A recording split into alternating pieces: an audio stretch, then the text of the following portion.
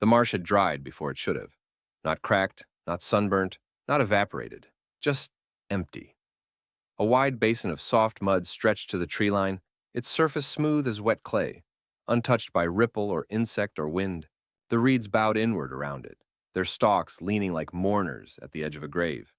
And in the center of that stillness stood a crane, tall, silver-feathered, perfectly motionless. Its long legs sank a few inches into the mud, but there was no splash, no ripple, no shift in the surface. The mud held its shape around the bird as if it had been carved there. The crane lifted its head slowly and stared upward, at the sky. A pale blue dome hung overhead, scattered with sparse clouds. Yet when the crane looked down again, the sky did not appear in the mud. No reflection, not a shimmer, not a shadow, nothing. The marsh wasn't a mirror. It wasn't even water anymore. It was simply absence. Nora Velt arrived minutes later, kicking up dust as she jogged down the narrow access path. Her clipboard slapped against her hip, and her boots skidded on dry grass. She had come to sample the marsh water, except there was none. Her breath caught the moment she saw the crane. "Oh, wow," she whispered. "You're not supposed to be here." Cranes avoided dry marshes. Everyone knew that. But this one stood tall, regal, and still. Far too still. Nora stepped closer, careful not to disturb the mud. It looked soft, but something about its smoothness made her hesitate. She crouched and reached out with her sampling rod. The mud didn't dent. The rod didn't sink. Instead, the surface tightened, as if tensing beneath her touch. Nora jerked her hand away. "Okay, nope. Don't like that." The crane's head snapped toward her. Not aggressively, not startled. Just aware. Its black eyes glimmered, but not with reflected sky, because the sky refused to appear anywhere near the marsh. Nora slowly rose to her feet. "You're seeing this too, right? It's not just me?" The crane blinked once. Behind it, the mud shifted. Not down, not outward. Up. A slight bulge lifted beneath the surface, smooth and deliberate, moving in a slow arc toward the crane's feet. Nora's stomach dropped. "Don't move," she whispered. The crane didn't. Couldn't? Wouldn't? The bulge passed beneath it, heading toward the far side of the marsh. The mud bulged and smoothed again, like something was gliding under the surface. Nora took a shaky breath. There shouldn't be anything alive in there. There isn't even water. The bulge paused, stopped, as if listening, as if aware. Then another movement. The reeds on the opposite bank leaned backward, not from wind, but from pressure. Something pulled them toward the mud, like invisible fingers brushing through their stalks.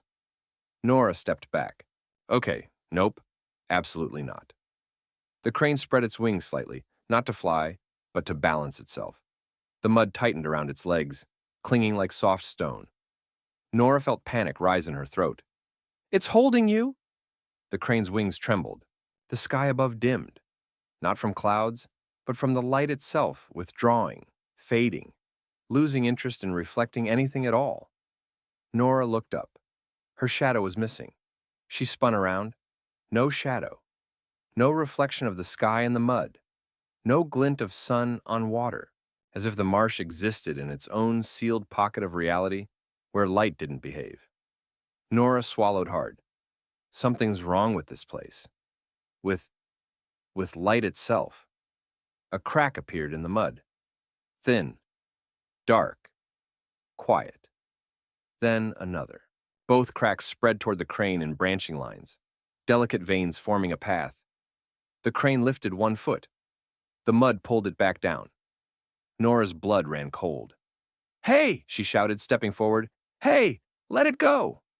Her voice echoed strangely, muted, as if spoken through cloth. The cracks widened. The mud heaved once, a deep exhale that rippled the entire marsh basin.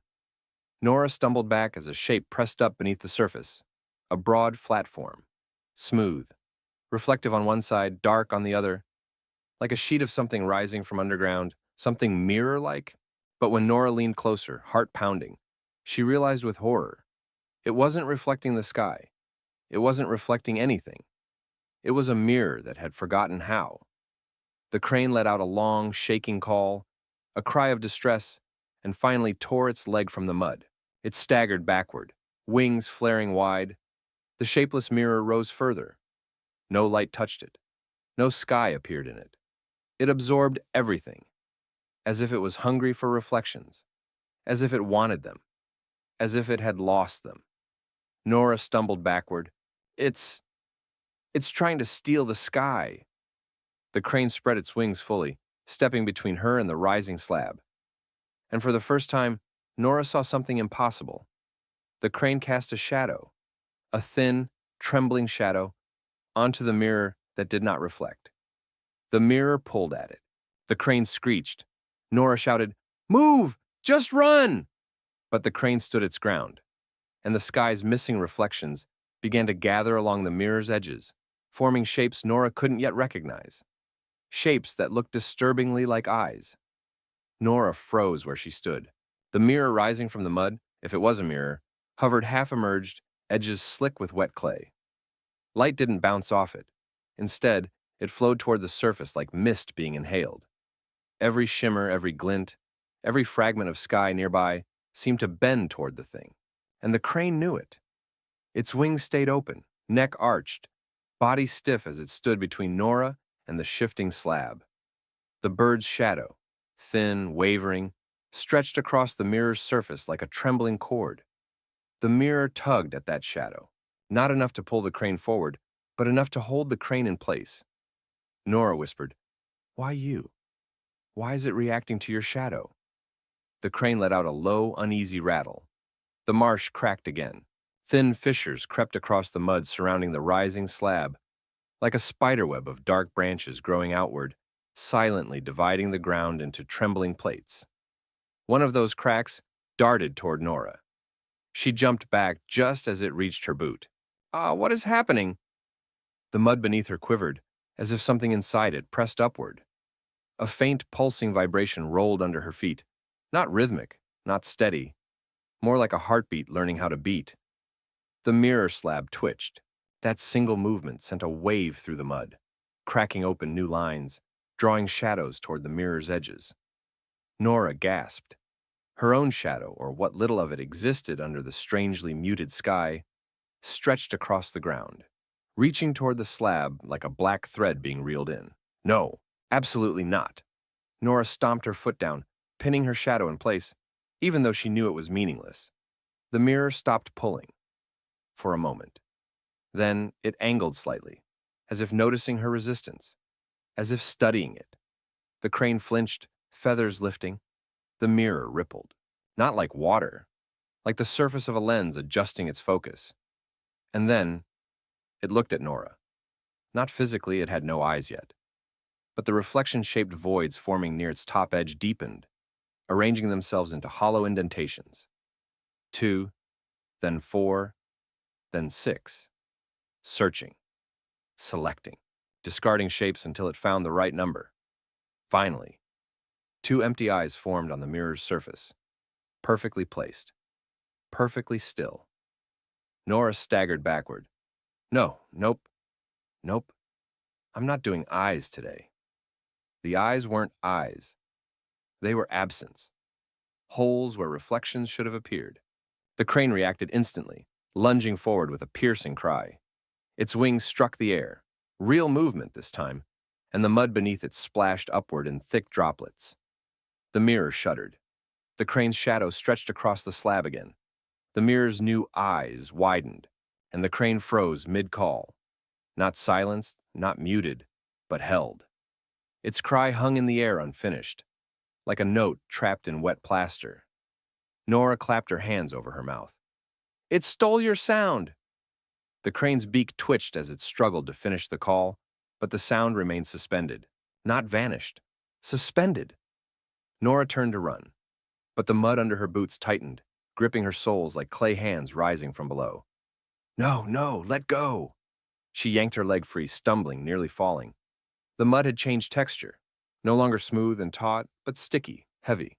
It clung like tar. She dragged herself to firmer ground, breath trembling. Behind her, the mirror rose another inch, and another, until its full height towered over the crane. The shadow the crane cast stretched farther, pulled toward the slab like a thread of ink unraveling from its body. The crane screeched silently, its real cry still frozen midair, and lashed out with its wings. This time, the mirror leaned away, almost recoiling, as though learning fear or learning strategy. The slab pivoted, just slightly, just enough for Nora to see what lay on its backside. Nothing. Not blankness, not mud. Nothing. A hollow absence where even the marsh's color failed to exist, as though the world ended at its backside. Nora stumbled back until reeds brushed her shoulders. Her hands shook violently. You're a hole, she whispered. You're not a mirror. You're a missing piece. Her words trembled in the still air. The slab, slowly, curiously, turned toward her voice. And then something deep beneath the marsh shifted, a long, rolling motion that buckled the mud around the crane. The crane leapt sideways to avoid the fissure that opened beneath it. But its shadow did not move with it. The mirror pulled it back into place. Locking the crane into a stance it no longer held. Oh no, Nora whispered, horrified. It's not taking reflections. It's taking positions, fixing things into forms.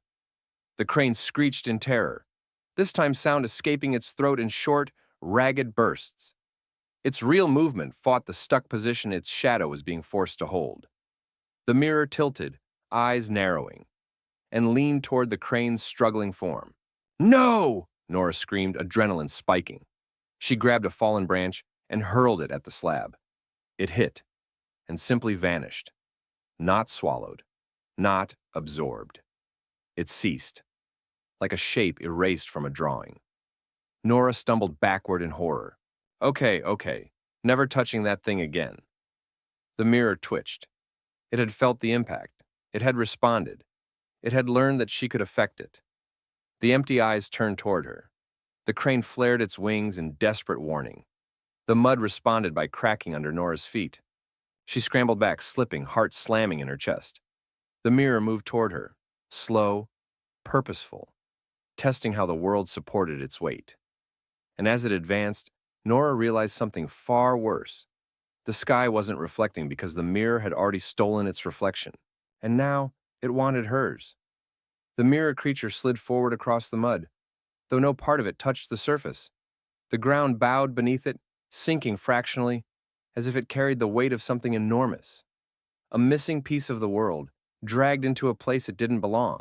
Nora scrambled back as the creature advanced, its hollow eyes fixed on her like lanterns cut from darkness itself. The crane lunged sideways, wings beating in frantic bursts. Actual sound tore from its throat this time, raw, desperate, metallic. The mirror twitched toward that sound, its edges rippling like a sheet of liquid metal struck by wind. But there was no wind, only hunger. Nora reached the reeds at the marsh's edge and shoved her way through, gasping as their stiff stalks scratched her arms and face. Her boots sank into softer soil. Still wet, still normal, still part of a world she understood. The mirror followed. It bent the mud beneath it. It stretched the shadows around it. It pulled light into itself, draining brightness from the sky until the world dimmed to a pallid, colorless haze. The crane shrieked again. Its shadow jerked toward the mirror like a rope being yanked taut. Nora didn't look back, until she heard the crane's wings beating against something that refused to move. She spun around. The crane was trying to escape its own shadow. It stepped forward. Its shadow stayed behind, held in place by the mirror. No, Nora whispered. This is how it traps you. The crane stumbled, fighting the impossible. Its legs shook, its wings thrashed. Mud splattered, actual mud, real mud. And Nora felt relief that something physical still obeyed the rules she knew. The mirror didn't. The mirror glided another foot forward, shadows pooling beneath it. Nora stumbled over roots, panting. Why me? Why do you want me? The mirror paused. Its blank face turned slightly as if listening. To what? Her voice? Her heartbeat? Her shape? Nora took one cautious step backward, and the mirror mimicked her. It shifted an inch. No legs, no effort, just movement perfectly matched to her pace. Oh God, she whispered. It's copying me. The crane screeched, feathers bristling. It spun toward Nora, eyes wide with warning. The mirror shifted again, this time not mimicking but learning. Its surface flickered, forming faint contours. A rise where a shoulder might be, a narrowing where a waist might belong, a subtle bend as though discovering the idea of posture. Nora felt her breath turn to ice. It's shaping itself. Like me. The crane slammed its wings into the mud, launching forward in a burst of desperate defiance. It planted itself between Nora and the creature, wings spread as wide as they could go. The mirror reacted immediately. Its eyes darkened.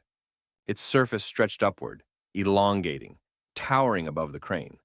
The crane's shadow snapped toward the mirror, tightening like a noose around its legs. The bird let out a terrible sound, half scream, half gasp, as its shadow forced it into a stance that wasn't its own. "No!" Nora shouted. "Stop! Leave it alone!" The mirror tilted its hollow face toward her.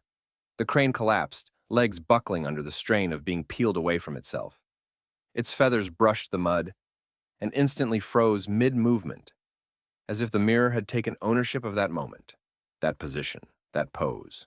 That, oh God, it's freezing time around whatever it takes.